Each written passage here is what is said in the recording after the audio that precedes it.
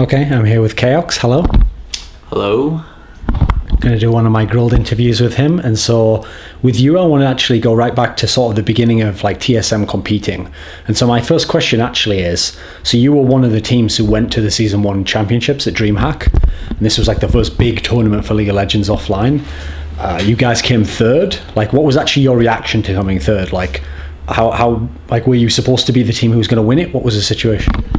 Yeah, definitely. Going to the tournament like thinking that you're going to win, because you don't think otherwise, because you're not going to win otherwise.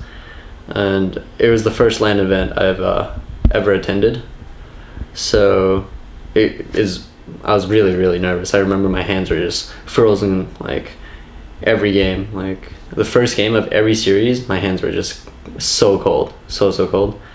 And it was a huge learning experience, because just going in, like, we thought we were really good, but as soon as we like online we're scrimming and we felt like we're looking over replays of like enemy like European teams, and then we're like, oh yeah, we can beat these guys. But then at a LAN setting, since the Europeans, they've already had so much experience, LAN experience, that they definitely just, yeah, they were better at a LAN, even though I still think that at the time we were like a better team.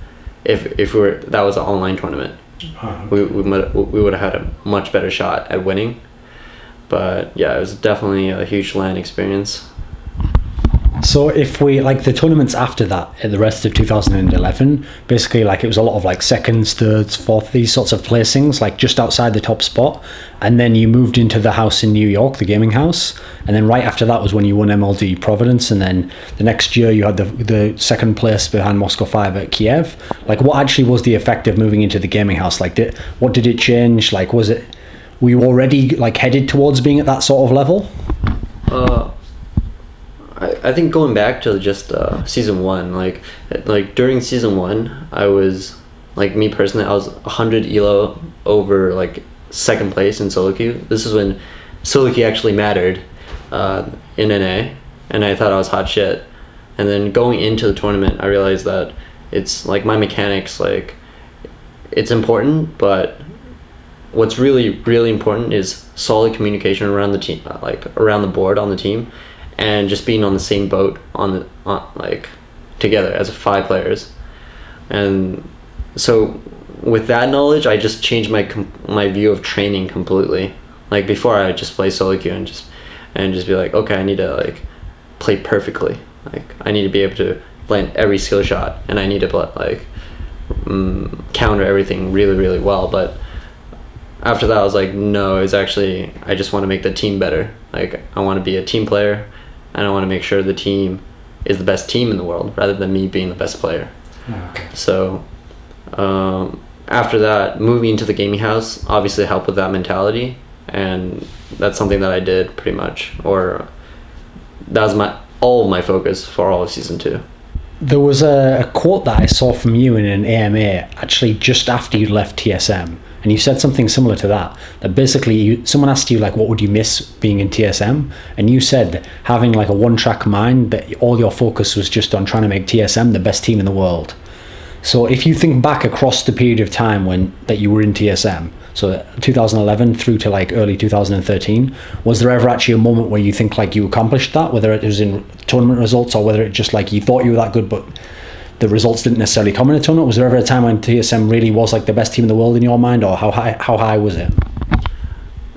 Yeah, there's definitely a point where I would say TSM was the best team in the world. It'd probably be during that crazy like 7-win streak that we had going on in NA. I think during that period, yeah, like we were just so dominant, and I mean, we just won everything. So it's hard to argue against that. Leading up to season 2 finals, I feel like a lot of teams were getting really good, definitely. And then season 2 finals obviously would be the tournament to prove that you're the best. So and we didn't do so well there. And so yeah, I feel like TSM for a span of a few months, maybe even longer, was or you can say yes, the best team in the world. And even going into Worlds, I felt like we were top 4, but we never really got to even show like our skill, like with all of the drama that happened. Yeah. Well, actually, that's something I want to touch on a bit, which is that famously, when people look back now, a lot of what they'll think of when they see a TSM loses 0-2 to Frost is they'll think, well, Frost's like a really great team, and on top of that, they'll think of this famous streak where you lost to Blaze and Frost and Najin Salt. You lost to the Korean teams basically, so they'll think, oh, it was just to do with that. Yeah. But there was this drama at the event where basically, like, Woong basically at least one time looked at the screen and whatever came of that, like, no one's ever certain or whatever, but what actual impact do you think looking at the screen had? Like, would Frost still have won the series?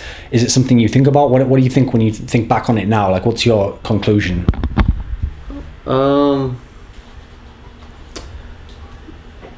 I think that gave them a huge advantage, definitely. Like, being able to know exactly where your opponents are level 1 is such a huge part of the game. There's games that end at level 1 where someone face checks and then you get first blood and assist across the board, and all of a sudden everyone's starting with a ward and one player's starting with, like, I don't know, an extra longsword or a red pot, something like that. And when you have that, it's almost impossible to come back. Almost. There's games where we're so good at that point going into season 2 that we would say, like, as a team, it's like, okay, if we can get first blood, we'll win this game. Like, that's how good we were back then. So the fact that they got such a huge advantage, like, people downplay the advantage. It's like, oh yeah, he just looked back, and it's like, well, you actually just never played a competitive match at the highest level in the world. Like, so I think the advantage was huge. Not only did they get a huge advantage, but it also really, like, pooped on our morale. That's another thing that people don't really understand, is that there's actually morale, and it's a reality in war, and it's also a reality in League of Legends. Like, if one of your teammates is doing bad and he's, like, feeling down, he's not really talking, that spreads to, like, your entire team. And it's the fact that we're, like, I had to relay the message, like, yeah, I think this guy, like, knows exactly what we're gonna do level 1, and he knows exactly where we are on the minimap, and we kind of planned for that for, like, 3 hours yesterday. And it's just like, well, what do you do? It's just like, it's hard to just recover from that just immediately on the spot. Yeah. When you think about this period that you mentioned before, the period where basically you just won all the NA events pretty much, except for the one you lost to Blaze, but they were a Korean team anyway. So you were beating all the NA teams, especially like CLG, etc., Dignitas. You were beating these guys regularly at these tournaments. Yeah. What was it about your team that set you like a cut above these other teams? Like, a lot of them could beat each other, etc., but at the end of the day, you always seem to win the tournament. What was setting your team apart? I'd say one of the bigger reasons was just our location for the gaming house. Yeah, like originally when we decided to get a gaming house, this was when season 2 was announced for the 5 million prize pool. That we were in Germany at the time competing in Hanover for IEN Hanover, and it was like a huge surprise. And we decided sort of on the spot that we should probably get a gaming house, and we were thinking, like, where should it be? And I pretty much recommended Long Island, because not only did I live in the area, like, I lived on Long Island at the time, so I can, like, sort of go around and, like, check out the houses, but also because we can scrim Europeans since we would be on US East. And TheOddOne was living in Calgary at the time.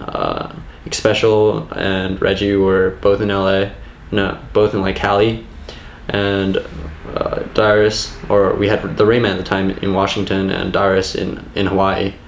So none of those spots I felt like were that great, just because none of them were on the East Coast.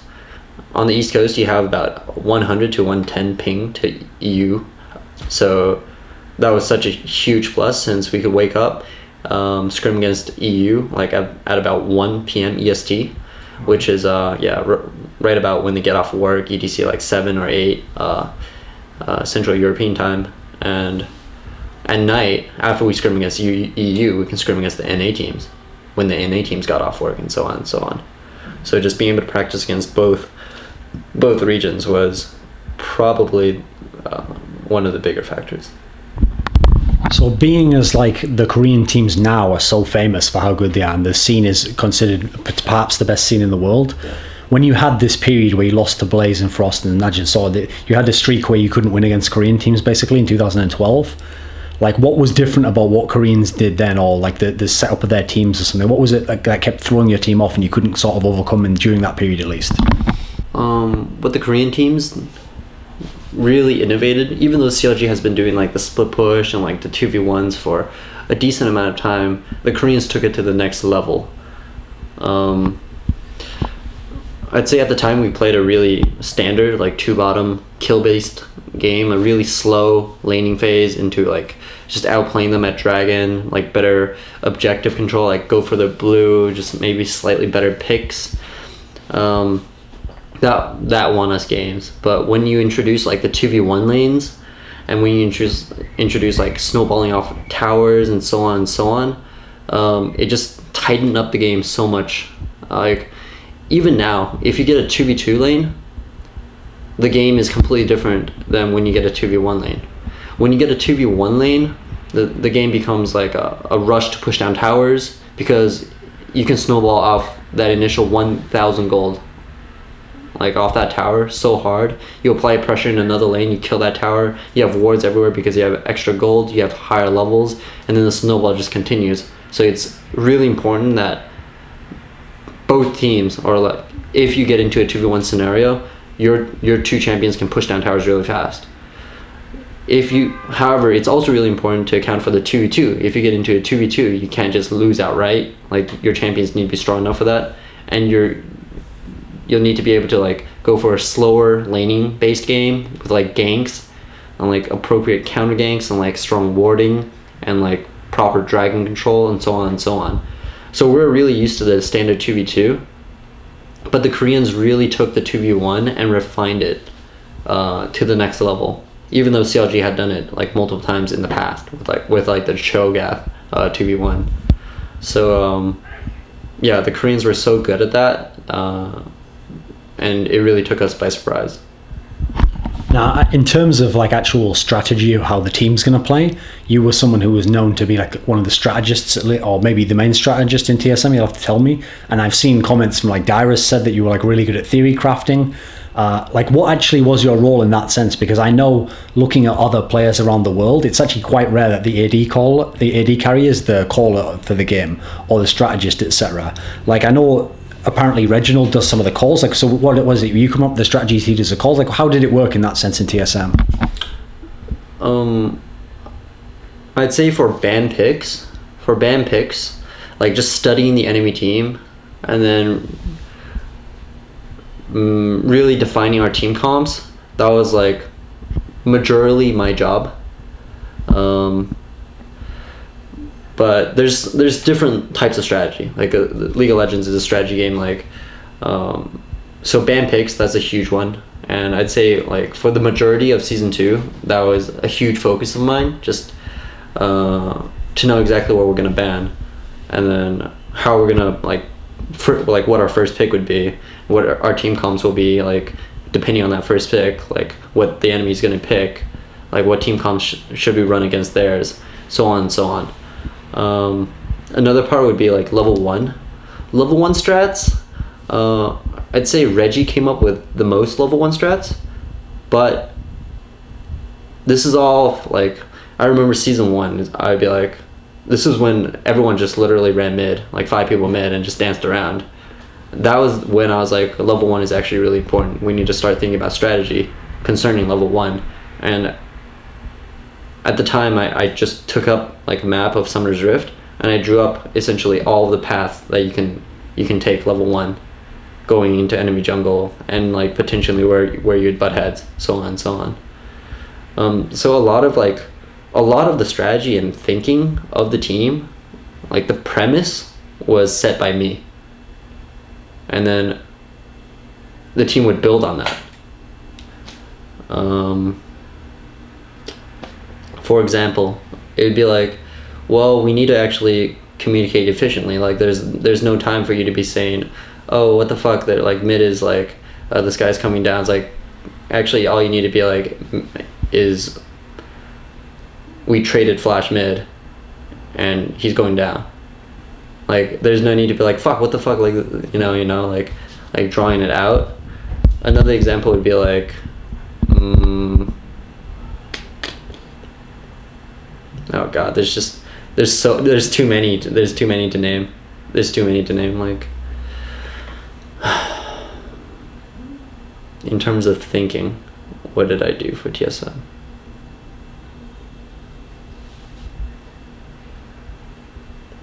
I'm drawing blank. Okay, well then, to make it more of a general question on a similar topic then, if you think of your contribution to League of Legends in general, so from the beginning through, do you think there are some key things that you can think of that you either like innovated or you actually brought to the pro game that hadn't been seen, or for example, playing champions in a certain way that got them nerfed or buffed or whatever? Is there any that come to mind, like these were things that you think were kind of like a result of your influence or your impact? There's honestly too many. Okay, we'll go with like season one, like Irelia. I played Irelia a lot, and right after season one I changed up my guide to pretty much say this is tournament level Irelia, Trinity into GA, and that was used for like all of season 2. And a lot of Irelia, even Bruiser players, did not go Trinity GA for a long time, even after I published the guide. What else? Like Kog'Maw going PD first. That was something I did. Wriggles on ADs. That's something that I did. My gosh. I could actually, like, if I just sat down and wrote and thought for like 30 seconds or 30 minutes of like all the things that I brought to League of Legends, it would actually be a fairly long list. Okay. So when I was asking you before, like your role, but then also like what did Reginald do in the team, because he was known to be like somebody who made the shot calls. When it actually comes to him as the shot caller, like, is he like was he always like the overriding shot caller? Like he makes the decision and everyone has to follow that call? Did all of his calls come from strategy that was pre-planned and then he just picks the ones in the game, or was he making stuff up on the fly? Like what was kind of the balance there, do you think? I think he made it on the fly. He was really good at like just ending the game. He was really good at like okay, we just need to do Baron, then do this, and we'll end the game. And then he was also fairly good, or extremely good, at calling dragons. It's like, this is the earliest possible dragon we can do. And that was a super important thing because the dragon started up the snowball. So that was really solid. But as for once the snowball started rolling, like we were good enough as a team to just not screw up and then just close it out. But yeah, again, I think he was a very good like dragon now. Okay. Aside from that, like what other strategy is there in the game? Like play calling, ban pick, level 1. I think that's about it. Like item builds, but that's more of like, I think in general those are the big ones. Okay. The other thing really comes down to your own mechanics and like decision making and understanding of the game. Whenever I've looked at like famous sports teams and sometimes even like businesses, often one of the things that makes people successful is what you call like creative tension. And so it's the idea that two people might not always agree, but like the parts that they do agree on, like the bit that crosses over in the middle, is like what then leads to being really successful. And the reason it works is because then it means that since neither person's 100% agreeing, you never go like too far one way or the other. You know, you have like a really good balance between the two. Yeah. Was it the case that in TSM, you and Reggie always got along and things were just great all the time? Because we saw towards the end, obviously, it was you two who were like clashing before you were removed. Was this just a natural case of like one being the strategist, one being the caller? Like, what do you think the situation was there? How would you characterize like your relationship throughout TSM? I think there was definitely this creative tension thing going on for like most of season 2. He would be like, he would be like the boss, like really hard, like I gotta like win this argument, like I'm right type of guy that's like also doing the play calling while he's also like he was actually very very like good and knowledgeable of the game at the time as well. Whereas I'm more of like a, okay, come on guys, like we can understand this as a team, like if you think of it like this way or this way, like you'll get it. It's like really soft. I was like the really soft strategist, where he was like the hard like do it my way kind of guy. And then the parts that we actually, as you said, like actually agreed on was like the gems that really got TSM to where we got to season 2. But as for like the season 3 split, it wasn't like in the game. It wasn't about the game. Yeah, it was more emotional rather than like, yeah. So actually now I wanted to talk about Xpecial, someone obviously you spent a lot of time playing with because you were the bot lane duo. Yeah. You yourself earlier on, this is much earlier in League of Legends, obviously had played support for a while and then you became an AD. Like, did you and Xpecial like instantly have like a good connection down there as a duo? Was it, like what did you have to build towards to get to like when you were at your peak? Like what do you think of when you think of that bot lane?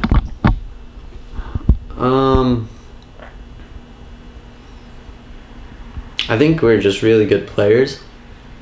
I think I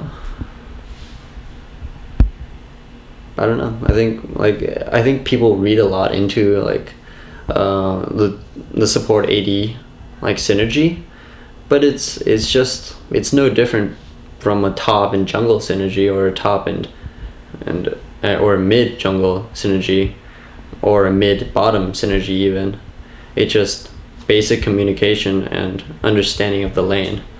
It's like it's sort of more exaggerated because you have to be like, my Janna shield is 2 seconds, 2-1, 2-1-0, because that'll impact how I'll play. But it's relatively the same when you get into engagement 2v2 mid or 2v2 top, where it's just like, well, you should be counting down your skills, and then you should be calling out targets, and you should understand like just how it should be played out. So I think both of us are just really good players, and we knew how to play the lane, like, and we knew how to abuse the strong champions to dominate lanes. So nothing too. It was more of like my relationship with TSM rather than my relationship with Xpecial. Okay. When people tend to think of a bot lane duo, nowadays they always tend to be actually quite simplistic in how they describe it. They usually talk about which one of them's the more aggressive, or are they both aggressive, are they both passive or whatever. And I'm sure you've probably seen that since you left TSM, people think back, maybe because of some things Xpecial said. Like I think when Wild Turtle came in, he said that Wild Turtle was more aggressive and he was kind of like going all out or whatever. So it made it sound like, oh, so was Chaox a really passive player or whatever it was. How do you think of yourself when you were in that bot lane duo? Like, what was kind of the style that you guys usually used? Like the laning phase is really easy. Like the laning phase is incredibly easy, aside from communication with jungle, timings for proper counter gank, ward tracking, like vision dominance was hard. Counter ganking with jungle is hard. And just like the general communication between the AD support and the bottom lane with the jungle is decently hard. The actual laning was very easy. You just played it. You last hit when you should last hit, and you harass when you should harass. And that's been the case since the start of season 1, or like the end of season 1, when we started doing AD support. It's very very hard to win a lane at this point if your enemy is not bad. Like if they're just half decent and understand how to lane, it's very hard to dominate them. Obviously certain matchups you just win, like if you have Caitlyn against like Kog'Maw, you're supposed to win. Like you're supposed to win before Kog'Maw hits level 6. Then he sort of comes back, and it's more of a League has progressed to a point where it's more about thinking how your 5 champions deal with their 5 champions, rather than how your two champions deal with their two champions in the lane. And the league has progressed to this point, whereas a lot of people are still thinking, oh, he's too passive or aggressive in lane, and it's just so silly to me that people would consider me too passive or too aggressive in lane, because all you have to do is play solid in lane and play the matchup correctly.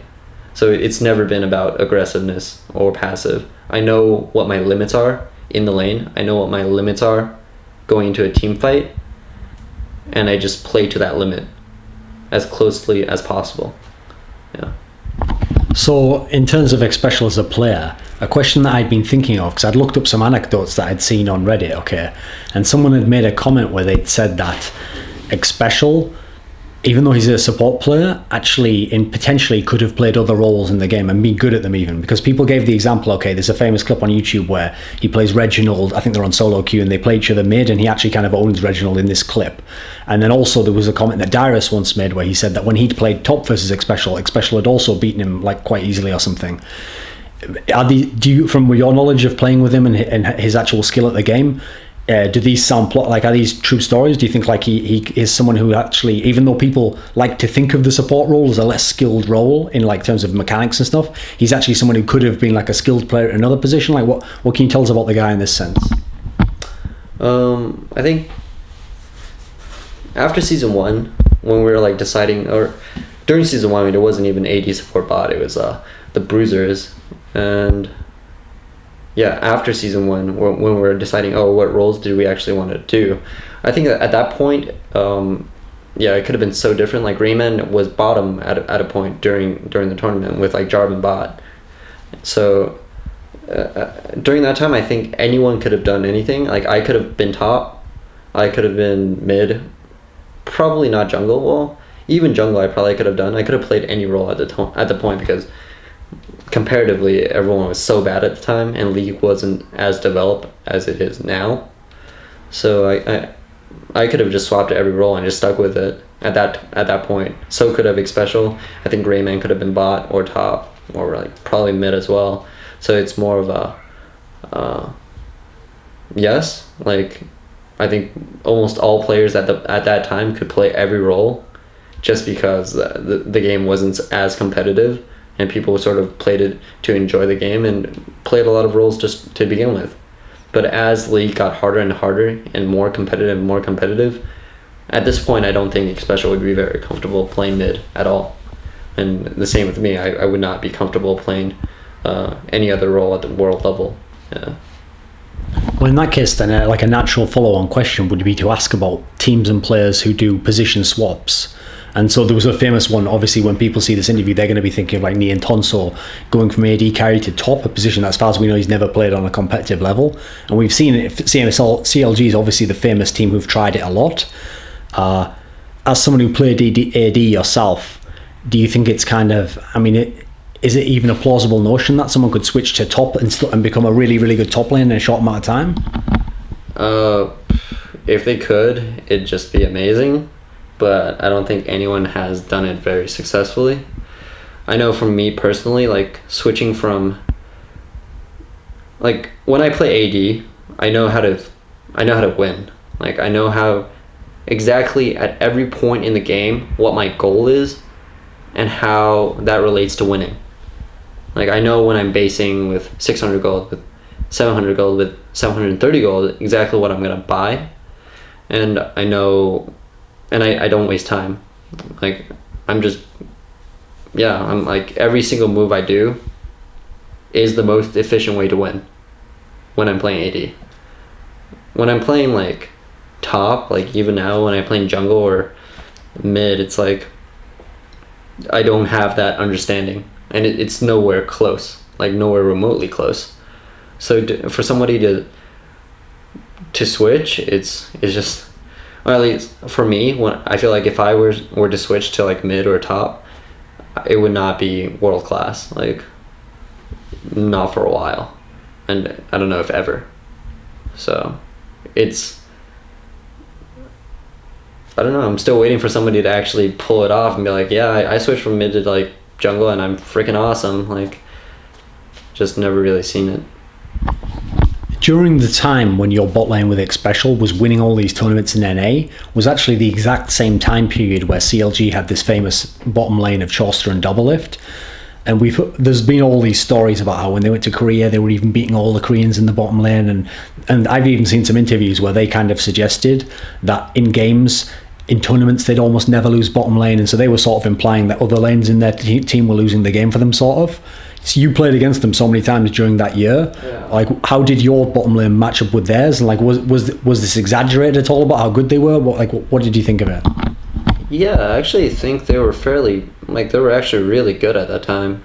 I respected that lane a lot. Like, what were they good at, do you think, compared to others, They just played more efficiently. Like, people were... It was a time in League where laning was hard. And people didn't understand lane mechanics that well. It was a time when people didn't know when to back, what to buy, what champions to not get owned by, and just basic balancing, harassing with less hitting. It was dark days of League in terms of laning. Like, during that time, they played at a very proper level. Like, they actually played how they should with the two champions they chose. And those two champions are generally very smart, like a smart choice. So they just understood the lane, probably at the highest level. But me and Xpecial has been doing that for a long time, where it's just because laning is easy, and everyone competitively can do it now. Okay. In terms of talking about Dyrus, the interesting thing is actually when I did an interview with Dyrus, he told me something that I found quite an interesting concept, which was because when he comes into the team is when the team starts winning all the lands in NA. Yeah. People can think, oh, well, maybe he was like a star player type guy or something. And he told me actually sometimes within TSM, he would even like tell the rest of the team, like, you guys get whatever counter picks you can for your other lanes and just pick me whatever, and like I'll just go even in this game, or I'll just try and like win, I'll just try and hold off 1v2 or something, like not necessarily trying to emphasize his own individual play. Like, is this like something that actually happened very often? Is this just a one-off thing? Like, what kind of role did Dyrus actually play within that 2012 TSM, do you think? I think he just played a really solid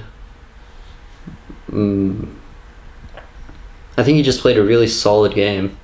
He never really like tried to be like, oh, I'm amazing. Hero mode. He like never tried to do that, and we were just much better like as a team, like in terms of coordination and like communication, that we didn't need to do anything crazy. We just played what we played, and we played it like solid, and any like other teams just weren't solid enough to beat us. So it was, at that time, like, again, it was just like dark days of League where teams are still trying to figure out how the game should be played, like trying to figure out communication and strategy and like their own mechanics. They're still like trying to improve on that, whereas we already hit like a decent cap on communication and mechanics, and we're just sort of working on strategy. So we didn't need to do anything special. Like, no one really did anything special, I think, to win. It's just we just did what we thought was strong, and then we just played it very well. Okay, so TheOddOne as a jungler, when we think of like season 1 is when we think of stuff like him doing some of the early counter jungling stuff, and then in season 2 people often think of that as the time when people, well, some players at least, were playing more supportive junglers, like people like Snoop who were coming to their prime, etc. What do you think of how did you particularly use TheOddOne as a jungler in TSM? Like, what was his kind of style that fit with your team compared to like some of the others we think of, famous junglers? Honestly, like, I feel like everyone just grew and rose to the occasion. So TheOddOne initially, he was just a really famous like solo queue jungler, and I remember he did dragon timers, and during a time when nobody did that, and I was like, holy crud, we have dragon timer, we can like use this information. And it's just like really amazing to me that somebody actually did dragon timer. Even though it's such an easy thing, like you just add plus 6 minutes, like, but yeah, so at the time I was like, wow, this guy's awesome. So he was one of the original members, so he's been with TSM for a long time, and yeah, like he was just solid, really solid, funny, personal guy. And like, are you asking what he did specially for the team? Like yeah, I'd say, how would you describe it? How would I describe OddOne? Within TSM, you know. Within TSM, I think he's the old.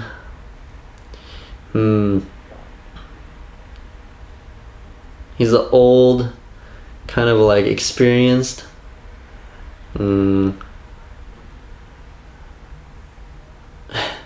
Really, like, how would you put it? Like, shit, how do you describe OddOne? Like, his humor is not like, it's not dry like Dyrus. It's more of like a goofy. Okay. Yeah, he's an old, experienced, goofy guy that's really hardworking, and yeah.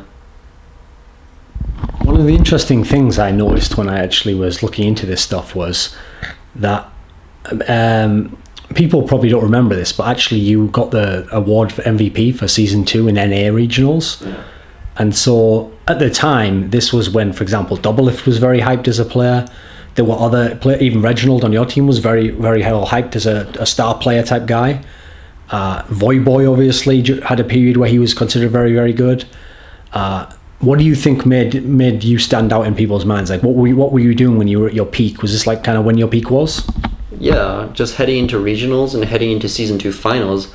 That was definitely like my peak like mechanically as a player, and probably just like my understanding of the game as a whole, because that's when it mattered. Like season 2 finals, season 2 regionals. That's when everything that's like a year's worth of practice comes into like fruition. So I was at my peak then, yes. And what did I do differently? I don't think it was more of my. It wasn't really like what I did for that tournament. It was more of like my track record for the entire season, where I was just so consistently dominant. Just throughout the entire season, I think season 2 I've probably just like destroyed bottom lane, like not just come out ahead in like 10 or 20 CS, but I was, as a competitive AD player, I was the most consistently dominant.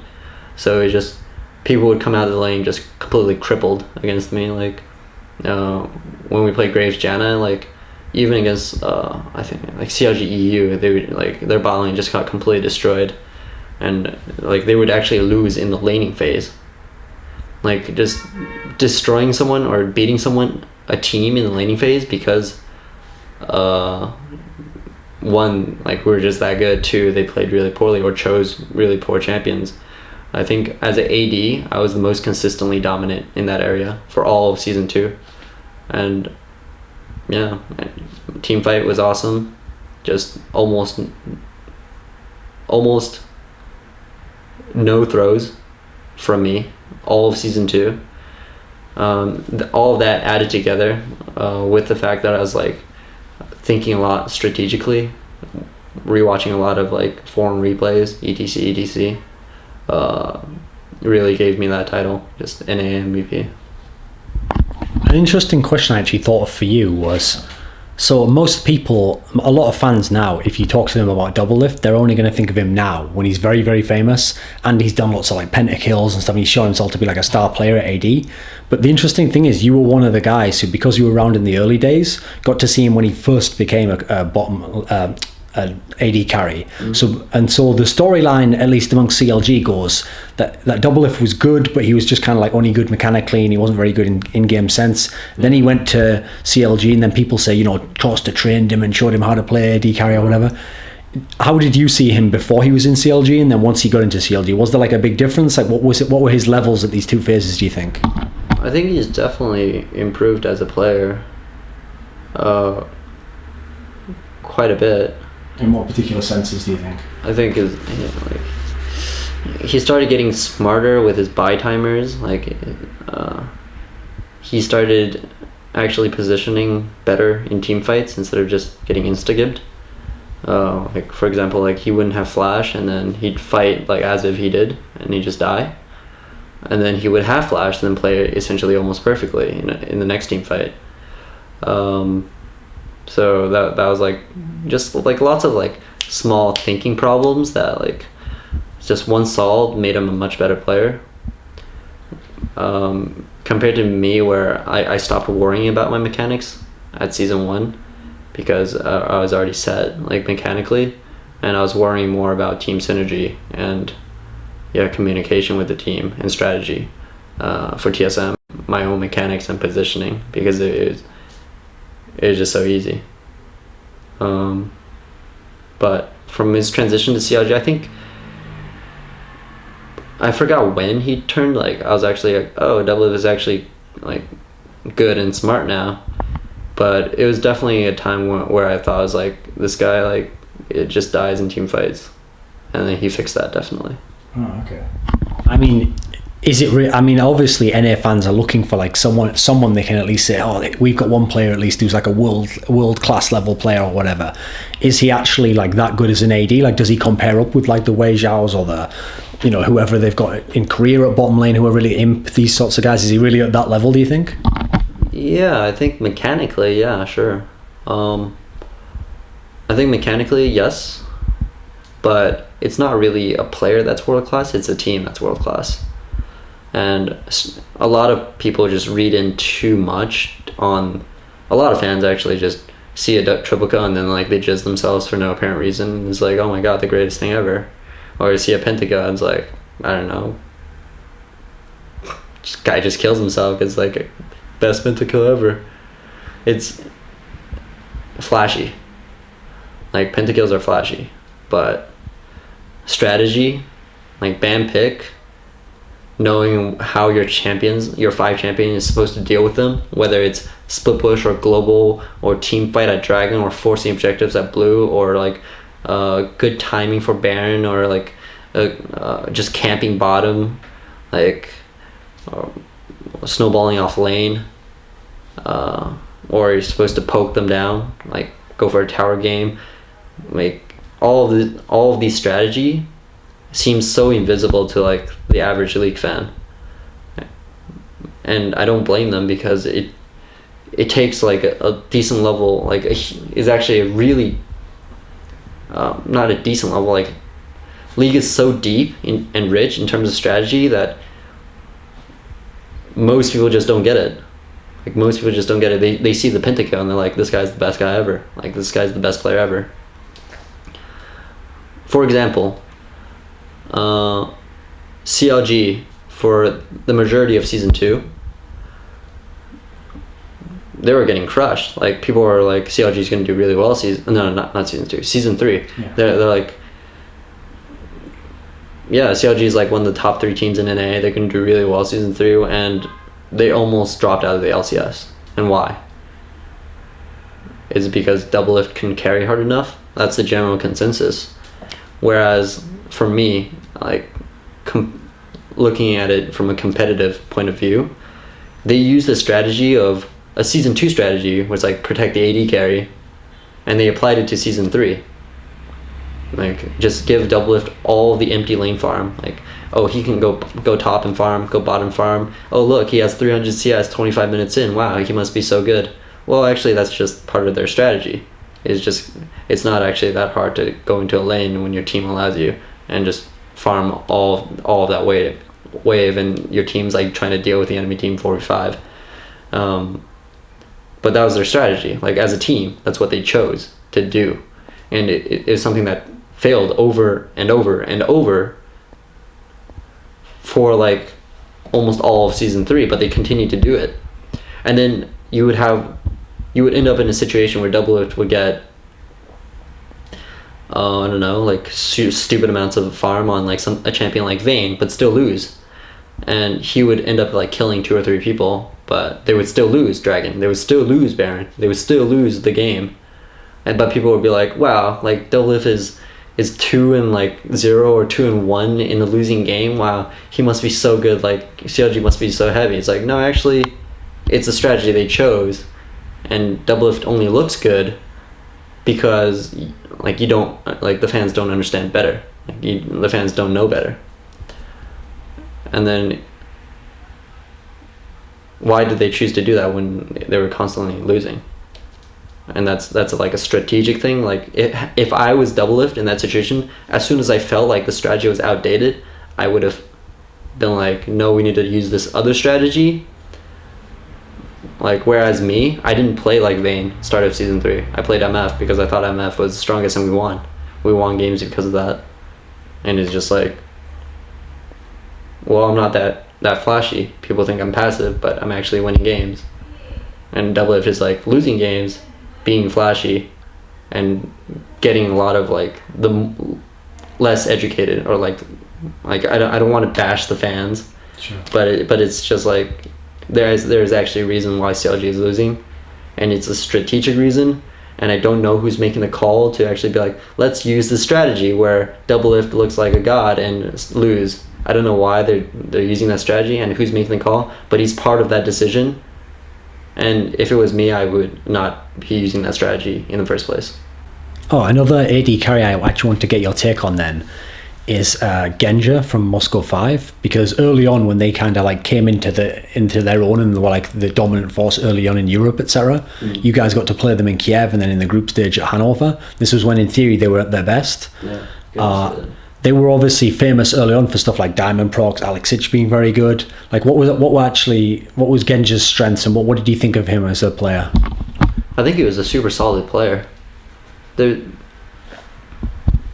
I've almost never died 1v1 to another AD ever in my competitive career, and I remember dying to him, to his like stupid Wriggles triple Dorans build that I freaking started on Kog'Maw. And I was like, this guy can't tank tower, and he's like, click on him, he's like, oh, he actually just has plus 1 billion HP and 1 billion armor and lifesteal, and he's just gonna dive me and kill me. So I think Genja is a really solid player. Like, I don't know what else is there to say. Like, he's just super solid. I think is he innovative? Yes, he is, with his Urgot. His Urgot build with like Brutalizer into Frozen Heart, Brutalizer like Glacial. That like just plain Urgot at that time was just very innovative. Yeah, so when I look at other AD players, I look at them as like, is this guy good enough to innovate? Like, is he solid enough in lane? Yes, Genja is solid enough in lane. Is he solid enough in team fights? Yes, he's solid enough. Does he know all the usual stuff, like the standard AD? Yes, he knows them. Did he innovate something? Yes, he has. So he has done all of that. So he's an exceptional AD carry in my mind. I mean, I want to get into like the period that you went to Asia just a little bit later, but for now what I want to ask is, before you'd gone to Asia, just based on like watching VODs or studying opponents or even maybe playing some of them, was there any of the Asian AD carries who actually already stood out to you, like you were impressed by this guy, or he had something about him that you thought was unusual, interesting? Was there someone who stood out of the Asian AD carries? Before I went to Asia, well, I mean, the hype around WeiXiao is real, because they like WE pretty much won everything in China, just like how TSM won everything in NA. So yeah, like, and he's a part of that. He is at least 20% of that. So yeah, WeiXiao is just WeiXiao. And I played against them in one scrim at season 2 finals. And I felt like he was very smart. He was like very aggressive and very smart with it. For example, he'd be in a brush that I'd be like, well, I'm not sure if he's in that brush.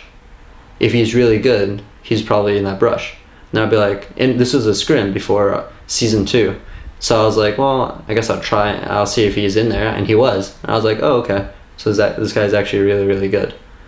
And I was playing Ezreal and he was playing Corki at the time, during that scrim. And I remember I was like, and I think like I always compare myself to other ADs, like, would I have done that? Because it's sort of a risk. He was like camping a brush. Had he gone back to base, he'd come back and with like more items and he'd be like solid, and he'll gain a small advantage. or he can risk like just staying there and camping there for a big advantage. But this is assuming I go for CS as well. Yeah. So it's like I'd say I don't think I would have done that. I would have taken the small advantage, a safer, more solid, I feel like. But he likes to gamble with bigger plays. So like that was when I actually decided that there is actually aggressiveness and passiveness. Maybe not in the laning phase. Like in the laning phase, there is just standard play. Like you play the matchup. There's no room for aggressive or passive. You do what you should be doing with your two champions against their two champions. But past the laning phase, there's a lot of room for aggression, depending on what you play. Like especially like something like Acer or Corki at the time, where you have Valkyrie or you have Arcane Shift, you can like just assassinate people. So that was when I decided like this is like once you get to the highest possible level of play, then you can say I'm actually aggressive, because at that time I was like, okay, I'm more of like safer, solid, small advantages, whereas he's like gamble, like he'll go for like small gambles to get a bigger advantage. So I was like, compared to him, I'm more passive. That was like when you get to the highest level of play, you can compare yourself with the best players around the world and be like, compared to him, I am more passive. And I would say for season 2 finals, I was a more passive player than WeiXiao, and I preferred a more solid like late game style where I'll just constantly play really well and just win outright through team fights, whereas he liked to play like a sort of like a gamble like try for a kill like here and there, but still play a really solid team fight style. So aggressiveness and passiveness is not for like, I don't know, like it's not something for fans to throw around. Okay. It's something for the professional players to define themselves in when they reach the world level. So during this Asia trip, one of the countries that obviously you visited was China. I mean, this is where you're from originally. Before we go into like your experiences there in general in esports, I want to actually get a take. So while we're still talking about AD carries, China is the country famous for AD carries. People always say they have such good AD carries, and in certain other regions like EU and Korea aren't always like praised so much for their AD carries. Yeah. Was the hype around in general the AD carries in China like warranted? Like who were good? What did you think when you saw them? Oh yeah, the Chinese AD carries are all very, very good, and I think a lot of that comes from like their Dota background, and I definitely agree. Like, since Dota is like you actually have one carry, and you essentially have like 4 supports like pushing that carry. Like that carry had to carry. Like it wasn't like actually top can kind of carry. Like the word carry is so like misleading, because a bruiser can carry, and Irelia can carry, a Rengar can carry, like mid can carry, like top should be called top carry, or like bruiser carry or some shit, or tank carry. I don't know, because AP carry, like every role can carry in League of Legends, even the support. Like Edward is support carry. So, but for AD specifically, it probably like is the most similar to like the Dota carries, where you're just like, or you still have like that Spectre like stuff in etc. I don't want to go into Dota, but yeah, I think AD is probably the most similar to like the Dota playstyle, and they just drew from their experiences from that and really applied it to that role specifically, and that's why you see like such an influx of really, really strong AD players in China. Well, I mean, WeiXiao is obviously the name everyone knows, but who else is comparable to him? Who else is close out of the Chinese AD carries? Big ones are like UZI and WeiXiao.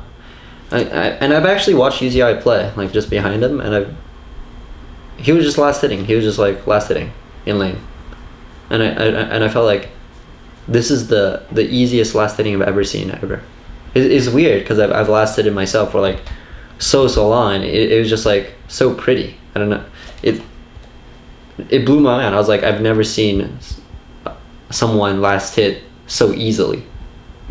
Like that's the thought, the literal thought that I had in my mind, and I don't know. It was almost shocking to me. So I think UZI is very very good mechanically. He's like almost always playing like near perfect, or to the potential of his champion. And yeah, those would be the two, UZI and WeiXiao. But again, it goes back, like almost all professional AD carries in the Chinese LPL is hitting like the mechanic skill cap, where they're pretty much landing all skill shots and like hitting all last hits. So from this trip to Asia, I mean, I talked to you off camera before about it, and basically because you'd been to all these different places, you actually got to see what sort of like the best competitive league in each of these countries was like, and like some of them that might not have had such big good teams had other qualities that were really good about, or unique about their region, you know, like Singapore over here, or like Hong Kong here or something. So if you can kind of go through the regions, well, the countries rather, like what was your thoughts, and what were like the pros and cons of like the leagues that they had in each one? Like start with like China and then work your way around. The leagues, or like the setup for esports with the leagues there. So for the LPL is essentially like the LCS. So that's that. Then they have their amateur scene.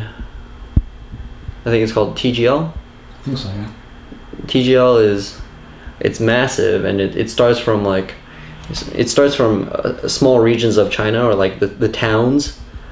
You have a town tournament. It goes to a city tournament, and then it goes to like a regional tournament, and then it goes into like a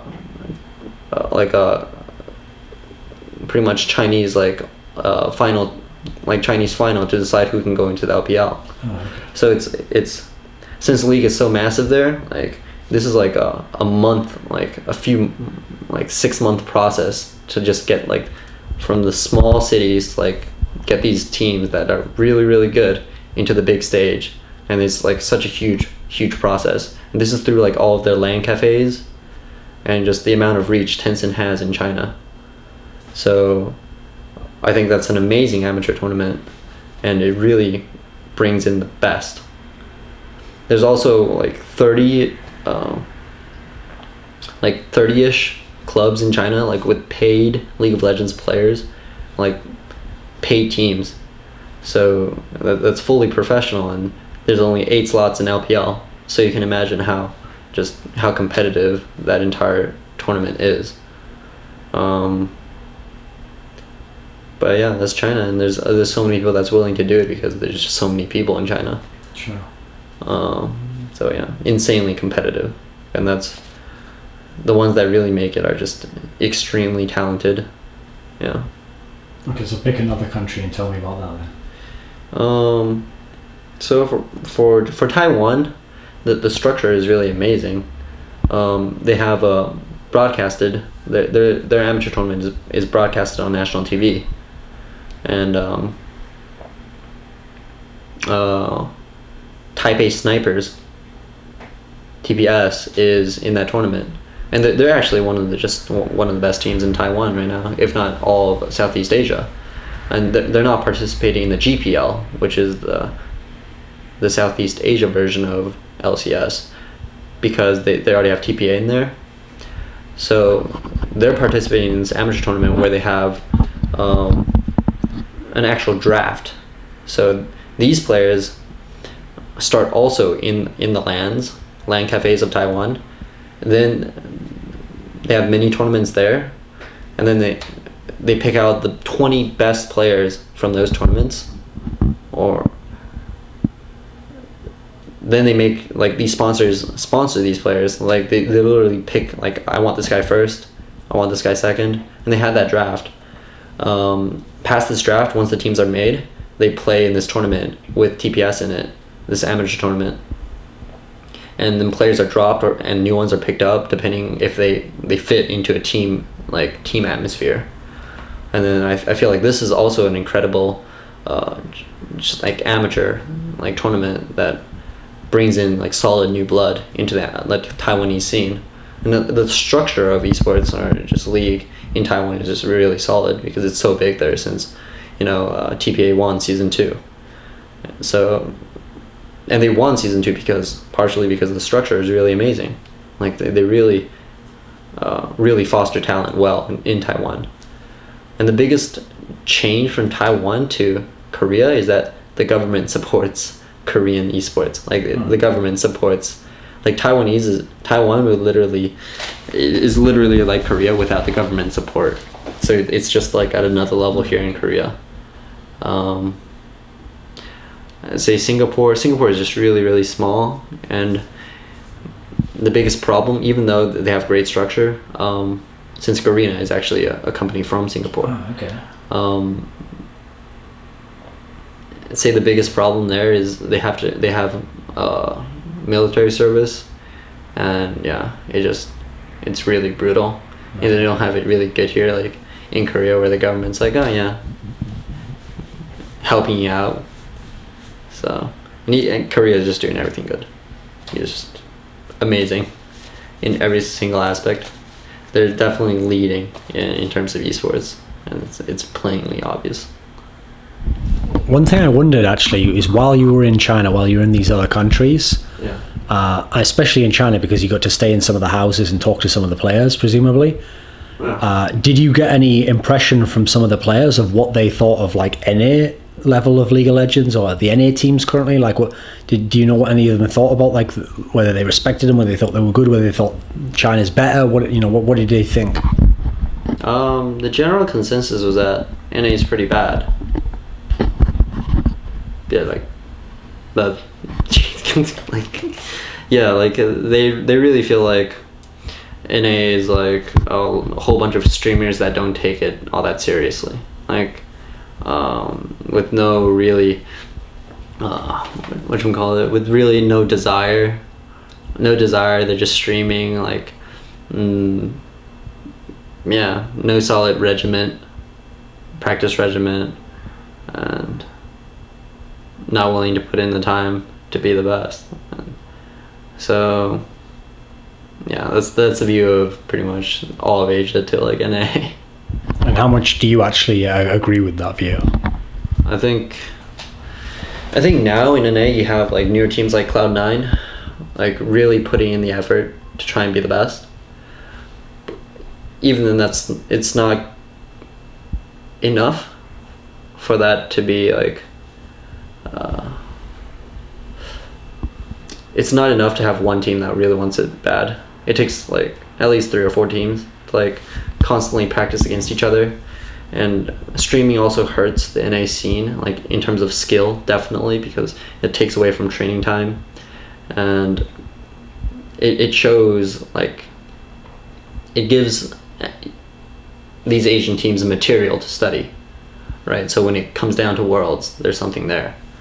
Aside from that, I think NA is actually at a disadvantage because I don't know, it's almost weird to say this, but they're at a disadvantage because League was here first, and there wasn't a big infrastructure supporting it off the bat. So if League started up in Korea, yeah, that would just be amazing. Like Koreans would be like unstoppable, right? But League started in NA, and there really wasn't enough infrastructure there to, like, in terms of amateur scene and professional scene, to bring out the best talent. I feel like right now there's a lot of untalented players in the LCS. That's just been there from the start. They're only there because they just like the game and played a lot, not because they're actually really, really good. So if there was an esports infrastructure off the bat in NA, then and ways to like actually get the best players out, that was actually like a legit career, because I feel like there's so many good players, such as my old teammate like Feedfest, that was just like, he was so good, but he was like, no, this is not a valid profession, and he just left. And then a lot of the players that's in the LCS now is just like sort of there just because. And for the other regions, such as China, like by the time the Chinese got their servers, or Korea got their servers, they already saw like what you can be like if you're like a professional player, because like if you're like a TSM, like we're so successful that people are already like willing to be like, yeah, we're diving right in. Like, I'm actually really good and I'm willing to put in the time. now you're stuck in a situation in NA where a lot of teams are just like, we've been together for so long, like I like you so much that we're actually sort of bottlenecked because of you, and I don't know what to do. There's like emotional attachments to all the players in the teams. So you kind of understand, like, it's almost weird to say that it's a disadvantage to have started first, but I think it's starting first and not having just enough infrastructure there to support the best players to actually want to play, like the best talent in NA to actually want to stay and play off the bat. Yeah. Because I mean, one of the things you see in Korea is that even a player who might be very good one season, if the next season he even drops off what the expectation is, it's possible he can get cut or he can be removed from the A team or something like that. Yeah. It's like, it's quite harsh, like the performance level that's expected. Yes. Well, if you think of this scenario you're describing, where some of the bigger names from, say, season 1 or early season 2, who still might be around now, and they're sort of living off their name from then, they're not necessarily performing to that level. Yeah. Do you actually see that happening in any time in the near future, like in the next year, the next 6 months, where actually some of these names will drop off and the fresh blood will overtake them? Yeah, it's necessary. Like, it's necessary. If you're a player, you should play to win. You should focus on being the number one in the world. That's your only job, and that should be your only job. So, going forward, I think, yeah, a lot of like old names are just gonna drop out of the competitive scene unless they take it seriously, and some that even do take it seriously are just not talented enough to stay a pro. So since earlier on in the conversation we said this quote from you about how when you were in TSM it was like a single-minded approach, like trying to get TSM to be the best team in the whole world, like not just the best in NA, not just a good team, it had to be like number one, so it was kind of like the top or nothing. Yeah. When people see this interview, you'll have announced that, like, for now at least, you're not going to play, you're going to be doing this streaming stuff. Yeah. Is there still a part of you that thinks, like, you're still kind of in the back of your mind, like, looking for an opportunity where you could try and make a team the best in the world? Like, would you ever come back for anything less than that? No. Like, unless I feel like, I would only join a team as a player if I felt like these guys could be the best. And I would only join a team as a coach if I feel like these guys could be the best. So I would not downgrade in that respect, because that's me. Like, I have the potential to be the best in, like, as a player or as a coach. So, and I'm not in a huge rush to immediately downgrade in that respect. Definitely. So when you just did this trip, for example, there wasn't like a Chinese team where you thought to yourself, like, maybe I'd like to coach this team, or there isn't an NA team who you think like could use Chaox and then suddenly they could become the top team?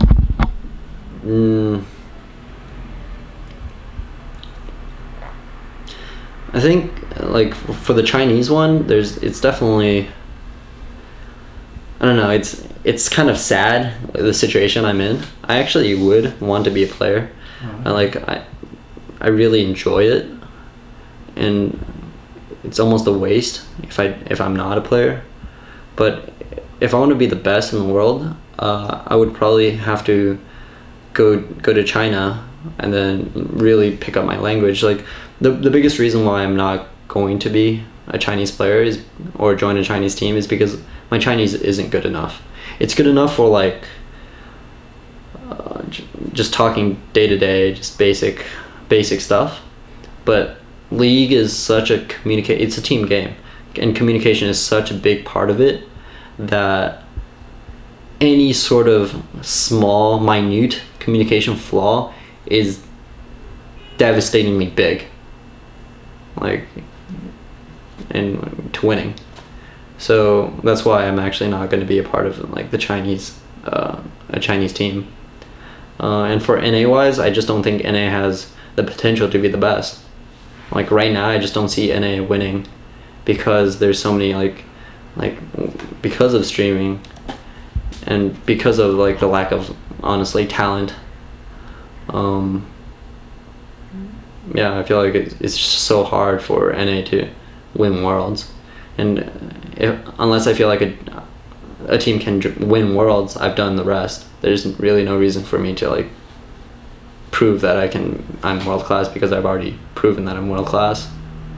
So yeah.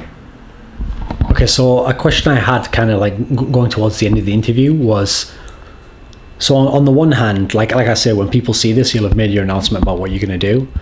How would you like people to think of Chaox the player over his career? Like what should come to their mind when they think of you? And then also like, what's your kind of goal or your idea moving forwards with what you're going to go into with the streaming stuff?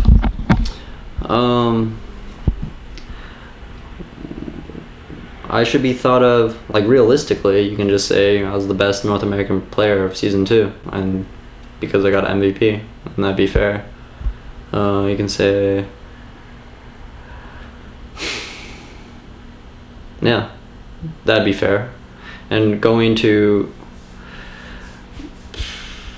into streaming, like, I'm gonna be switching like heads on, like just completely flipping the coin and being instead of being focusing on just completely on winning, making a team the best in the world, I'm just gonna be trying to be like the most entertaining like streamer ever. So I want to bring the best streaming experience like to the viewers. So yeah, like it's a completely different goal, and I think it's good that I managed to like actually switch mindsets, because it wasn't easy giving up like the spotlight of being a player. But yeah, expect really high quality streaming content. So just expect a really awesome friggin' stream, like really fun, entertaining, and yeah, high quality shit. So for my last question, I always like to end on a hypothetical question, and I always have like a similar setup, but I change it for each person. So it's going to go like this. Aliens come to Earth, okay, and the first thing they do is they just destroy TSM. Oh shit. You're not in TSM, so don't worry, you're okay, but all of TSM's dead now.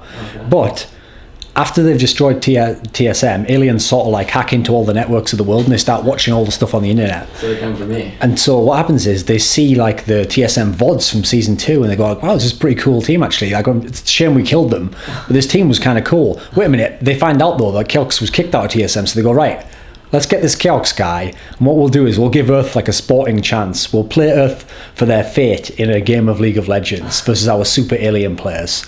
So they get Chaox and they put him as the AD carry, okay? But what they ask you to do, here's the one condition to have this match.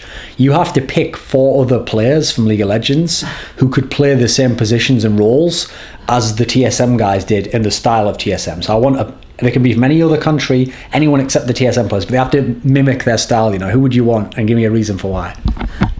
Mimic their style? Who could do it? Who could pull it off? Who could mimic?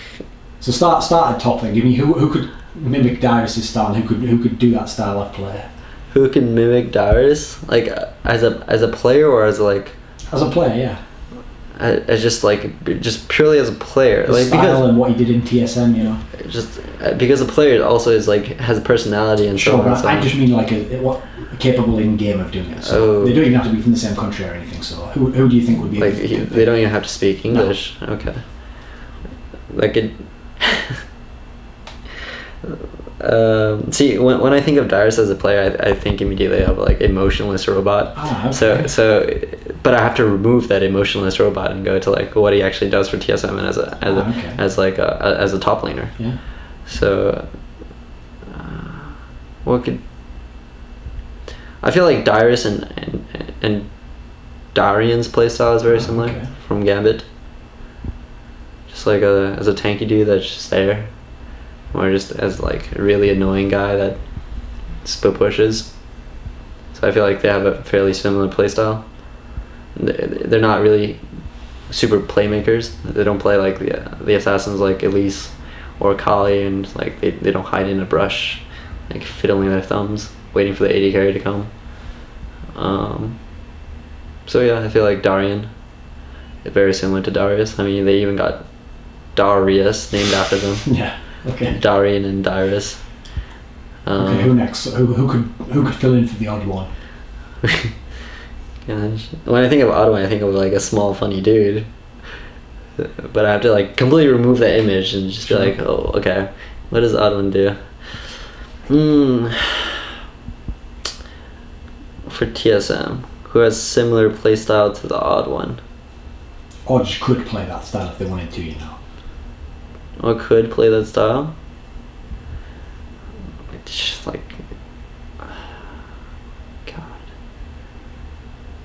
God, I can't. I don't know. I feel like a lot of junglers can play that style. Okay. So who would you want then? Who would you want of the ones who could? Who would I want? I'd say.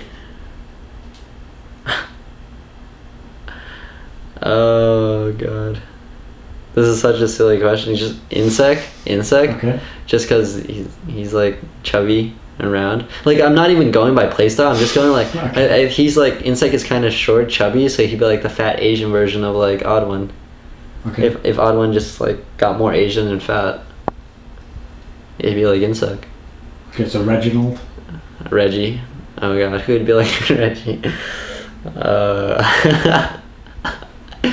Let's see. Someone like I actually don't think of appearances when I think of Reggie. I think of like this giant ball of aggressiveness. Okay. This giant meteor of fucking like rage. So which one? Oh God. Who like I don't know if anyone would Who comes the closest then? would compare to this giant meteor of rage. Like Koreans are all too nice, and like oh God.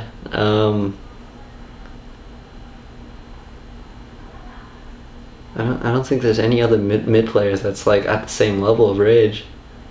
Well, you have to just like he's like a meteor. Like other mid players are like a pebble of rage. Okay. It's not like comparable. Well, if we have to pick someone, who do you want to throw in there as that spot? Oh God, we're battling against aliens with meteors and shit. I've been really impressed. Like if just going off pure skill wise, been really impressed by Dade.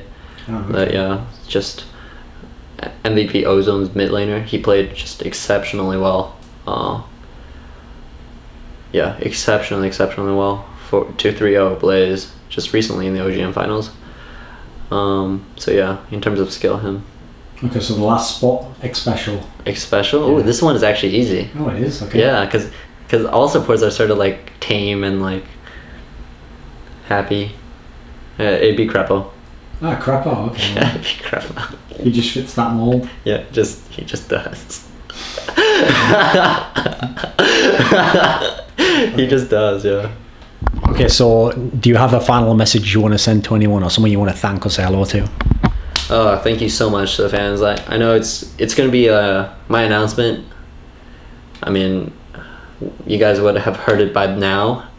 And thank you so much for still supporting me. Like, I'm just changing careers almost. Like, instead of being the best player, I'm just going to be like the best streamer ever. So just thank you guys for the support.